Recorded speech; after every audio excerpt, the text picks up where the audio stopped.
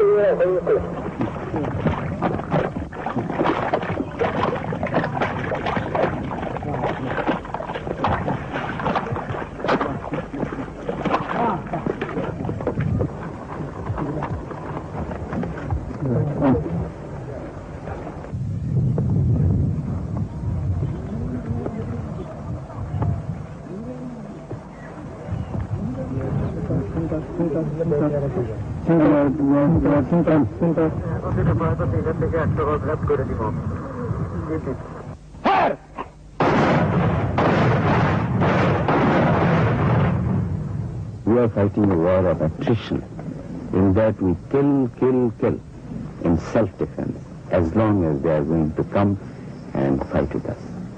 Major Khaled is a commander of the Mukti Forge. The freedom fighters have been fighting the West Pakistan Army for the past 3 months. World in Action went into Bangladesh or East Pakistan to find out how effective they are. The Mukti Forge claimed to have divided East Pakistan into 5 sectors for guerrilla operations, with each sector commanded by Bengali majors of the Pakistan Army who defected after the March massacres. Major Khaled's sector covers the areas around Nerkali, Kamila and part of Sylhet. World in Action producer Vanya Cooley spent 8 days there. But here, the only fear is, suppose they come at least 2,000 yards height and they drop somebody here. But if they drop, now I'm having one NG. This engine will take. Let them drop. Don't get lost in this. Yeah.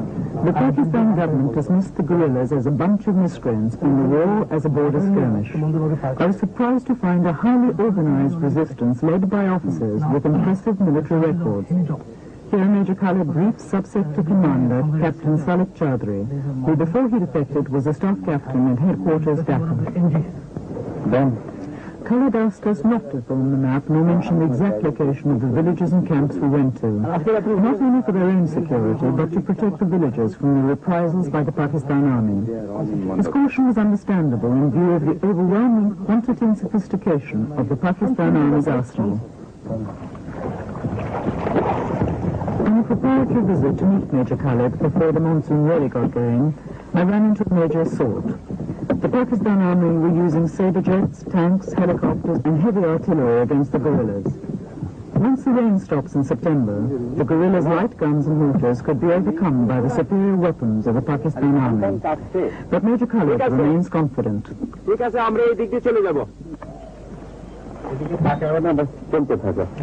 Khaled is 35, an officer with the Pakistan Army for 13 years, trained as a commander by the Americans.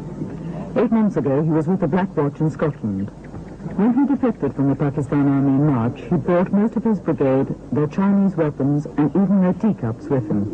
And you have heard yourself yesterday the shelling, the rocketing by the artillery and the aircraft, and then tanks the other day when you went to Feni.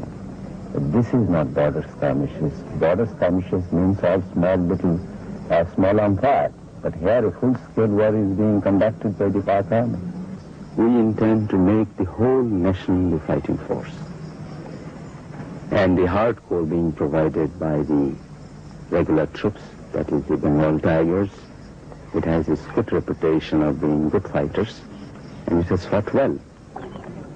The hardcore of the Liberation Army are professional soldiers, but thousands of students and peasants are joining them. There is little time for formal training, so they're sent to the front unarmed and untrained with the regular troops to get experience. And if they're lucky, a gun captured from the Pakistan Army. Ishaq, a 19-year-old student, took us with his patrol to inspect several villages. He's said to have killed 56 men. They were shelling yesterday, and one mortar shell landed here, 3-inch mortar, and killed a cow, you know. And on that side of the village also, a few civilians were injured by fire from small arms. See, shelling continues here almost all the time. And you've been very lucky enough not to have any shelling right now. ठीक है sir, ठीक है The guerrillas' lack of arms and ammunition was compensated by their passion for an independent Bangladesh, and their hatred of the West Pakistanis is constantly renewed by the stories that the refugees tell them. I wish I could take you inside. All the cantonments in Bangladesh are nothing but concentration camps. These hundreds and thousands of girls are kept there as prisoners. They are tortured, they are raped, they are dishonored, and after that they are killing them. You see, all the dead bodies are floating in the rivers. But this was surely several months ago, not now. It is going on still now. Two of my sons I lost there, and my houses has been looted, and my other articles also looted. Everything lost there. Then I found that my life also insecure. But did your son do anything to the military? Nothing. Did nothing. Then why did they shoot them? Their habit is this. Their habit is this. They are murdering. Also, they are murdering. All along they are murdering. For how long? Not only my two sons. Many people shooted. Saw his father, mother, and everybody of the family killed by the Punjabis. And of course his sister, who was about to get married, was kidnapped by the Punjabis and has been taken away. And he had the story from the other villagers that she has been probably tortured and dragged out of that place brutally and has been taken away. And he was left with no alternative. And now he says, I have nothing to lose in this world. And he decided to join Mukti Fauj. And he wanted to take the revenge, you see, by killing as many Punjabis and West Pakistanis as possible.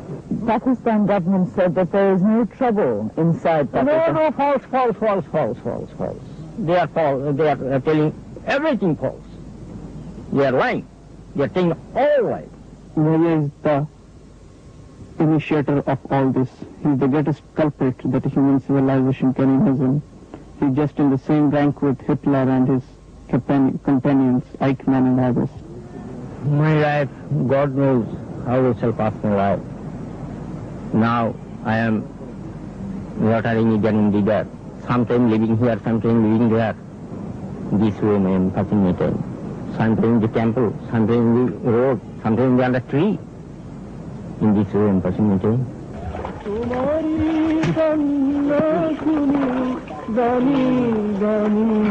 জলে ভাসি আমার ও আমার জন্মভূমি জননী গো তোমার দুঃখে কাঁদে আমার প্রাণ। We are not violent in nature. You see, the Bengali has got a very rich culture. Their history and their traditions and their literature.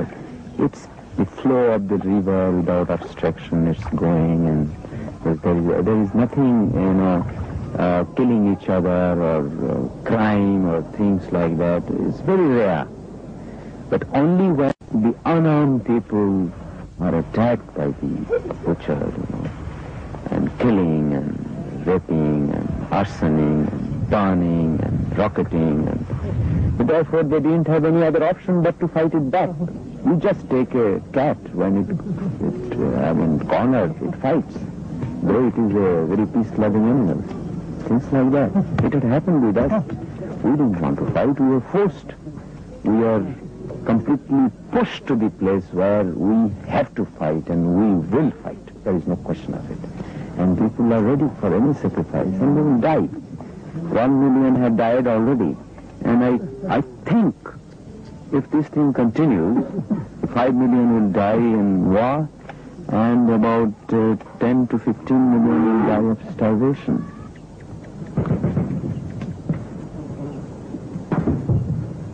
They are living in the panics because the Pak army is still continuing their genocide, and the places where we are there, our people are operating, they are comparatively safe. But again, the type of operation we normally conduct, But we have got to shift the bases from one place to another place. We have got the men, we don't have that many weapons to protect all the areas. Therefore, we have got to shift when the pressure builds up in certain areas. Therefore, we have got to leave the people at the mercy of the Pak army.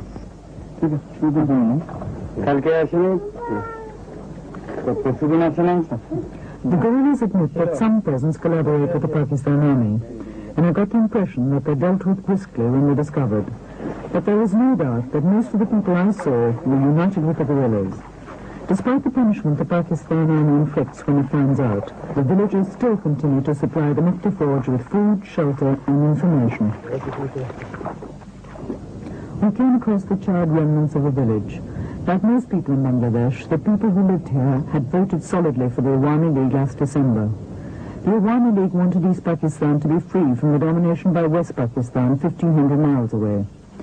98 East Pakistanis out of every 100 voted for them in a democratic election, but the West rulers refused the League's demands and decided to impose its power by force. What he says is they had first of all voted for Awami League, and that was one of their faults, and later on they had been feeding us the Mukti Forge, and that was their fault, and when they got them unarmed, and no Mukti Forge was around, so the Pak army came in and just burnt off the village and killed a few of them.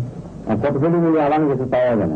people were unarmed and couldn't put up any resistance. Pak army just came and slaughtered them and raped their women, burned the houses, and then many villages sideway, just like this village.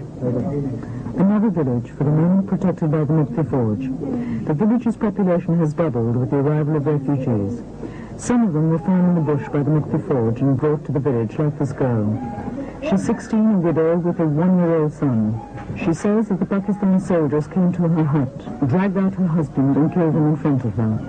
She tried to throw herself onto their bayonets. Suicide is preferable to dishonor to a Bengali woman, but failed. At bayonet point, the soldiers raped her.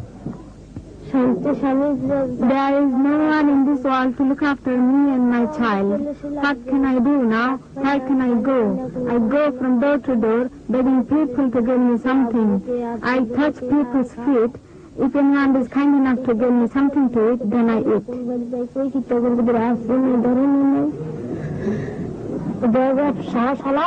The soldier noticed my father was still breathing slightly. Then 2 of them jumped into the water and hit him in the ribs, chest and forehead. I was watching. I did not shout in case they come and kill me. After that, they took away all our rice and clothes and put them in their motorboat. My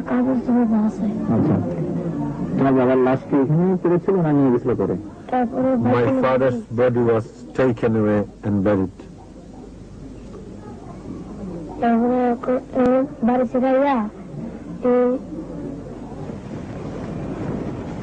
The safety of the refugees and the peace of the village was in jeopardy as we left. Throughout the journey, we were rarely out of earshot of the Pakistan shelling. But now it was getting nearer, and as we left, a group of Mukti